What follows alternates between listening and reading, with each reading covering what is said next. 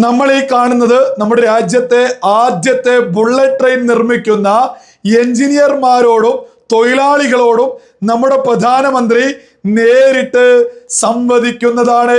അവരുടെ അനുഭവങ്ങളെക്കുറിച്ച്, അവർ നേരിടുന്ന വെല്ലുവിളികളെക്കുറിച്ച്, അവരുടെ സ്വപ്നങ്ങളെക്കുറിച്ച് ഒരു പ്രധാനമന്ത്രി നേരിട്ട് ചോദിക്കുന്നു. അവർക്ക് നിർദ്ദേശവും കൊടുക്കുന്നു. ഭാവി പദ്ധതികൾക്ക് വേണ്ടി അവരുടെ സകല പഠനങ്ങളും രേഖപ്പെടുത്താൻ അവരോട് പറയുന്നു.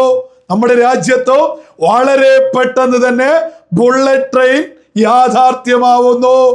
ഒരു ലീവ് പോലും എടുക്കാതെ, ഒരു ടൂറ് പോലും പോവാതെ നമ്മുടെ രാജ്യത്തിന് വേണ്ടി സദാസമയം ഇതുപോലൊരു മനുഷ്യൻ സേവനം ചെയ്യുന്നത് കൊണ്ടാണ് നമ്മുടെ രാജ്യം പുരോഗതിയിലേക്ക്, സമാനതകളില്ലാത്ത രീതിയിലുള്ള വളർച്ചയിലേക്ക് പോകുന്നത് എന്ന് സകലരും തിരിച്ചറിയുക.